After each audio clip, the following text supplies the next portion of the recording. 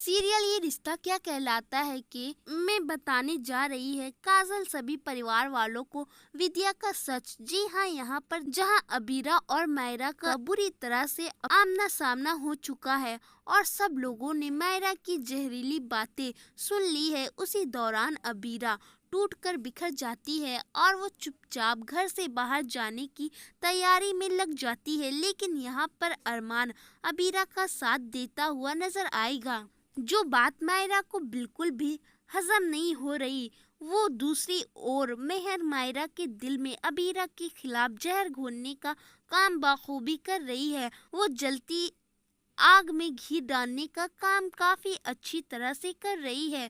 पर दोस्तों, अब ये सब कुछ काजल बर्दाश्त नहीं कर पा रही है क्योंकि अबीरा पर झूठे इल्जाम लगे जा रहे हैं, जिसके बाद अबीरा अपने लिए कुछ भी बोल नहीं पा रही है। अरमान चाहकर भी उसका साथ नहीं दे पा रहा है।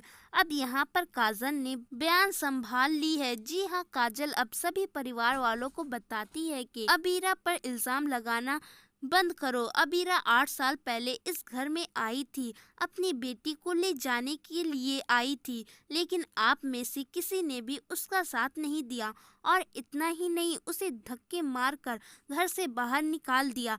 अपनी गलतियों को आप लोग भूल चुके हो या जानबूझकर उस पर पर्दा डाल रहे हो। और बात रही भाभी सा आपकी, आपने तो अबीरा के साथ गलत करने में कोई भी कसर नहीं छोड़ी है।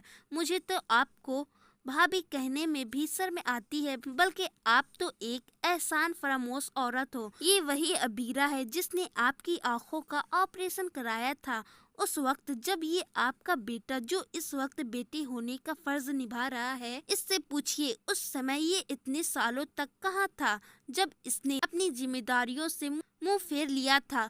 उस वक्त अबीरा ने ही एक होने का कर्ज निभाया था। उस वक्त अबीरा आपको बहुत अच्छी लग रही थी, लेकिन आपका बेटा जब वापस आ जाता है तो आपने अबीरा को दूध से बड़ी मक्खी की तरह निकाल कर फेंक दिया। शायद आप भूल चुकी हैं कि अबीरा को डिवोर्स पेपर आपने ही दिए थे। अबीरा को घर से धक्के मारकर बाहर आपने ही निकाला था।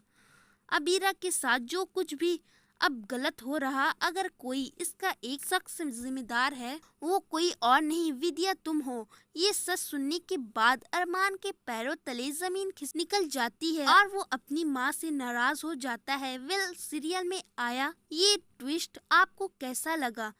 कमेंट सेक्शन में अपनी राय जरूर बताएं।